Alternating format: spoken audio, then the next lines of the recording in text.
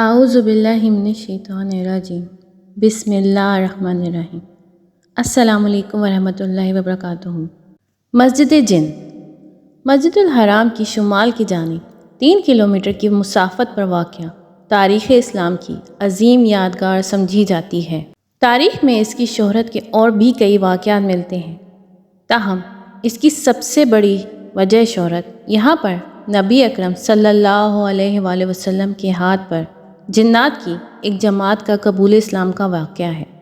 عبداللہ بن مسعود رضی اللہ عنہ بیان کرتے ہیں کہ مکہ مکرمہ میں رسول اللہ صلی اللہ علیہ وآلہ وسلم نے ایک مرتبہ صحابہ کرام رضی اللہ عنہم سے پوچھا کہ جو شخص یہ دیکھنا چاہے کہ جنات کیا ہیں وہ ضرور آئے، میرے علاوہ کوئی نہیں آیا۔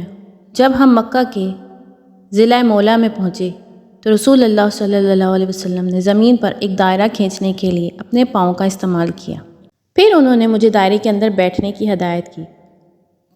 تھوڑا آگے بڑھنے کے بعد رسول اللہ صلی اللہ علیہ وسلم نے قرآن مجید کی تلاوت شروع کی۔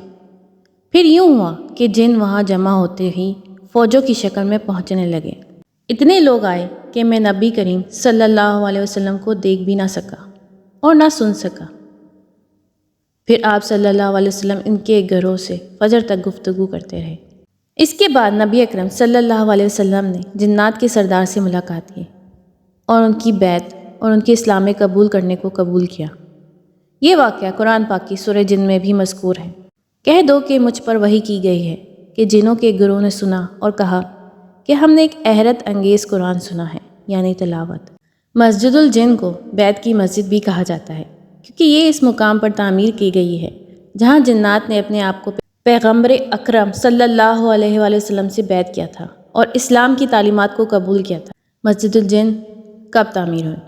یہ خیال کیا جاتا ہے کہ مسجد الجن اصل میں 1700 میں ایک زیر زمین مسجد کے طور پر تعمیر کی گئی تھی تاکہ اس تاریخی واقعے اور جگہ کو نشان زدہ کیا جا سکے جہاں حضرت محمد صلی اللہ علیہ وسلم قرآن پاک کی تلاوت کے نتیجے میں روحانی مخلوقات جنہوں نے اسلام قبول کیا۔ حالانکہ اس بات کا کوئی قطعی ثبوت نہیں ہے کہ مسجد الجن خود انسانوں یا جنہوں نے تعمیر کی تھی۔ اس کے بعد سے یہ خیال کیا جاتا ہے کہ پوری عمر میں ایک سے زیادہ بار مناسب طریقے سے بحال کیا گیا تھا، تاہم آخری تزئین و آرائش شاہ فہد بن عبدالعزیز کے دور میں کی گئی تھی۔ تعمیراتی ڈھانچے کو مزید جدید اور زاویہ دار ڈھانچے میں تبدیل کرنے کے لیے حال ہی میں مسجد الجن کے ڈھانچے میں ایک مینار کا اضافہ کیا گیا ہے۔ کیا جن مساجد میں نماز پڑھتے ہیں؟ نبی اکرم صلی اللہ علیہ وسلم کے طائف سے وادی نخلا تک کے سفر کے بارے میں بعض روایات کی بنیاد پر یہ خیال کیا جاتا ہے کہ آدھی رات کو کالی تاریکی میں تنہا واپسی پر رسول اللہ صلی اللہ علیہ وسلم نے فیصلہ کیا کہ آپ صلی اللہ علیہ وسلم نے کچھ آیات پڑھی تھی۔ قرآن پاک بلند آواز میں اس پر یمن سے آنے والے ایک جن کی توجہ مبذول ہوئی جو رک گیا اور اطمینان سے قرآن پاک کی تلاوت سن رہا تھا۔ کہا جاتا ہے کہ جنہوں نے اس کے بعد اسلام قبول کیا اور ایک مسلمان اسلام کے ماننے والے کی حیثیت سے پوری دنیا میں منتشر ہو گئے۔ اس لیے انسانوں کی طرح جنات کو بھی مسجد میں نماز پڑھنے کے مساوی حقوق دیے گئے ہیں۔